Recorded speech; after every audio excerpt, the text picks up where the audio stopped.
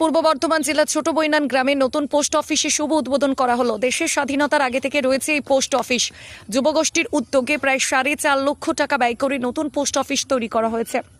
উল্লেখ্য, কোনো রকম সরকারি অনুদান ছাড়া গ্রামের উন্নয়নের অংশগ্রহণ করেছেন দলমত নির্বিশেষ গ্রামের মানুষেরাই। হ্যাঁ, পূর্ব বর্ধমান জেলার ছোট বৈনান গ্রামে ঠিক এমনই রীতি চালু রয়েছে সেই 1985 সাল থেকে। দীর্ঘদিন ধরে প্রধান শিক্ষক হিসাবে ছোট বৈনান উচ্চ বিদ্যালয়ের সঙ্গে প্রধান শিক্ষক হিসাবে নিযুক্ত ছিলেন দেবনাথ নন্দী। ছোট বৈনান গ্রামের ব্রাঞ্চ পোস্ট অফিস সরকারের পক্ষ থেকে কোনো অনুদান পায় না। সাংসদ বিধায়কদের কাছে গিয়েও কোনো সুরাহা মেলেনি। তারা জানিয়েছিলেন ব্রাঞ্চ পোস্ট অফিস হওয়ার কারণে সরকারের পক্ষ থেকে অনুদান পাওয়া সম্ভব নয়। তাই যুবগোষ্ঠীর উদ্যোগে অর্থ সংগ্রহের মাধ্যমে তৈরি করা হলো এই নতুন পোস্ট অফিস। গতকাল পর্যন্ত 4,60,000 টাকা বিভিন্ন জনের থেকে অনুদান হিসাবে গ্রহণ করেছে যুবগোষ্ঠী। প্রায় 800-র বেশি মানুষ সহায়তা করেছেন এক্ষেত্রে। একথা জানিয়েছেন যুবগোষ্ঠীর অন্যতম কর্মকর্তা দেবনাথ নন্দী। যুবগোষ্ঠীর পক্ষ থেকে ছোট বৈনান উচ্চ বিদ্যালয়ের উন্নয়নের জন্য 18 লক্ষ টাকা কালচারাল প্রোগ্রামের মাধ্যমে তুলে দেওয়া হয়েছে। যদিও একথা অনেকদিন আগেকার। পোস্ট অফিসের উদ্বোধনী অনুষ্ঠানে উপস্থিত ছিলেন বর্ধমানের ডাকঘরের আধিকারিক লক্ষণ চন্দ্র খান, রায়না 2 পঞ্চায়েত সমিতির সহ সভাপতি গায়ত্রী কুণ্ডু, পাইটা 1 গ্রাম পঞ্চায়েতের উপপ্রধান রামচন্দ্র পালসহ এলাকার বিশিষ্ট ব্যক্তিবর্গরা। এই উদ্যোগ কেন?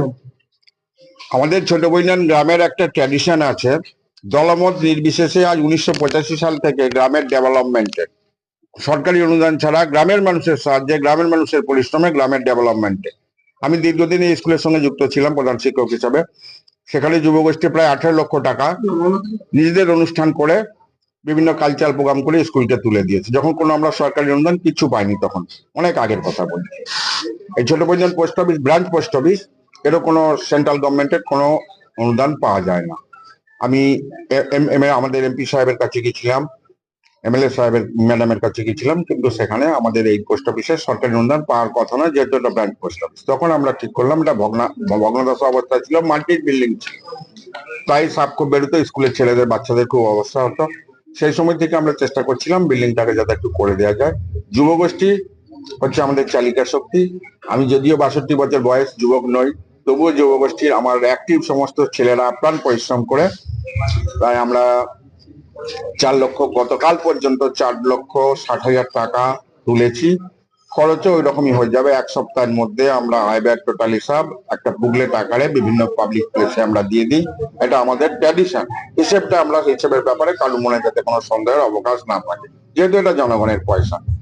এর জন্য আমি যুবগোষ্ঠীর প্রত্যেক সদস্য যারা অক্লান্ত পরিশ্রম করেছে মানুষের কাছে, যে আমরা প্রায় 800 মানুষের কাছে পৌঁছেছি সাহায্যের জন্য, সবার কাছে আমরা কিছু না কিছু সমর্থন যে পেয়েছি। কেউ কেউ হয়তো বিরূপ হয়েছেন, সরকারি অনুদান আমরা কেন দেব, এটা সরকারি বিল্ডিং, তাদের বোঝানো যায়নি। কিন্তু ম্যাক্সিমাম আমি গর্বিত যে একজন ভ্যান চালক 500 টাকা দিয়েছেন। আমি 1 মাসে পারবো না, প্রতি মাসে 100 করে 5 জনের কাছে 500 টাকা দিয়েছেন। এই হচ্ছে আমাদের ছোট বৈনান গ্রামের মানসিকতা। আমি গর্বিত গ্রামের জন্য। নাম পরিচয়? দেবনাথ নন্দী। আমি একজন সাধারণ গ্রামবাসী, বর্তমানে রিটায়ার্ড। এককালে এই ছোট বৈনান হাই স্কুলের প্রধান শিক্ষক ছিলাম। কিন্তু আজকে কোথাকার পোস্ট অফিসের উদ্বোধন হলো এবং কাদের উদ্যোগে এই পোস্ট অফিস নির্মিত হয়েছে? ছোট বৈনান গ্রামের পোস্ট অফিস বহু দিনের পোস্ট অফিস। আমাদের ভারতবর্ষ স্বাধীন হওয়ার আগে এই পোস্ট অফিস নির্মিত হয়েছিল। ছোট বৈনান গ্রামে এই পোস্ট অফিস আমাদের আজকে উদ্বোধন হলো। আমরা বিগত কয়েক মাস ধরে প্রত্যেক বাড়িতে বাড়িতে গিয়ে আমরা এই পোস্ট অফিসের জন্য টাকা সংগ্রহ করেছি, করে প্রায় 4.5 লক্ষ টাকার ওপর আমরা আমাদের উঠেছে। আজকে হিসাব উনি মাস্টারমশাই দিয়ে দিয়েছেন। তা এই পোস্ট অফিস প্রত্যেকের অনুদান নিয়ে আমাদের খুব গর্বের সঙ্গে আমরা আজকে উদ্বোধন করতে পেরেছি। এটা কোথাকার পোস্ট অফিস? ছোট বৈনান গ্রামের পোস্ট অফিস। ছোট বৈনান, খাঁড়, মিটুনি, মোমরেজপুর, এই সংশ্লিষ্ট এই কয়েকটি গ্রাম নিয়ে আমাদের এই পোস্ট অফিস। আজকে কে কে উপস্থিত ছিলেন এখানে?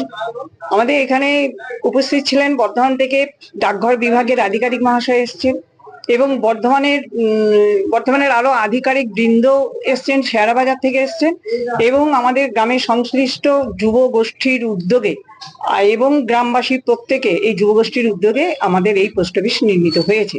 এবং আমাদের প্রধান কাণ্ডারি ছিলেন আমাদের এই স্কুলে প্রাক্তন প্রধান শিক্ষক মহাশয় দেবনাথ নন্দী মহাশয়। ছোট বৈনান হাই স্কুলের প্রধান শিক্ষক উনি ছিলেন, প্রাক্তন প্রধান শিক্ষক, এবং ওনাকে অনুসরণ করে, এবং উনি হচ্ছেন মেন কাণ্ডারি। ওনার ডাকে প্রত্যেকে সাড়া দিয়ে আমরা এই জায়গায় আজকে এই উদ্বোধনটা করতে পেরেছি এবং এই ভালো বিল্ডিং আমরা তৈরি করতে পেরেছি। আপনার নাম পরিচয়?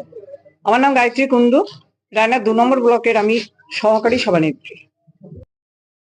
পোস্ট অফিস গ্রামবাসীদের উদ্যোগে নতুন ভবন তৈরি করলো এবং আজকে উদ্বোধন করতে পেরে কেমন লাগছে, কি বলবেন? এর সম্বন্ধে বলতে গেলে অনেক কিছু বলা হয়, কিন্তু সব করে করা যায় না। পোস্ট অফিসটা আমার 68টা ব্রাঞ্চ আছে, তার মধ্যে এই বিল্ডিং আমি ডাক বিভাগের তরফ থেকে গ্রামবাসীকে ভীষণভাবে ধন্যবাদ জানাচ্ছি আমাদের একটা ভালো বিল্ডিং দেওয়ার জন্য। এটা কি ওরা নিজেরাই তৈরি করলো না সরকারি ভাবে? না, সরকারিভাবে আমরা কিছু করতে পারিনি, ওনারা গ্রামবাসীরা উদ্যোগ নিয়ে গ্রামটা পোস্ট অফিসটা করেছেন। আগামী দিনে কি কি সুবিধা পাওয়া যাবে এই পোস্ট অফিস থেকে?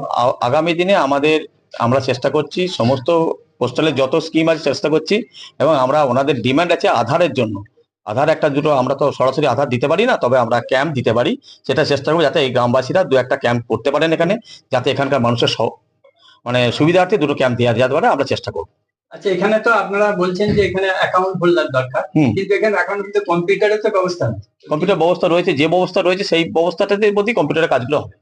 আমাদের এই অফিসটাতে একটা বাঁচিয়ে রাখতে গেলে 2,500 অ্যাকাউন্ট দরকার, লাইভ অ্যাকাউন্ট দরকার 2,500। অতটা নেই, আমরা চেষ্টা করবো যাতে আরো মানুষের কাছে যাওয়া যায়, আরো সুবিধা দিতে পারি। আমরা আপনার চেষ্টা করবো। আপনার নাম পরিচয়? আমার নাম লক্ষণ চন্দ্র খান, আমি OS Bardhaman 1st sub division. Raina থেকে বলরাম সাহার রিপোর্ট, সোজা কথা নিউজ, পূর্ব বর্ধমান।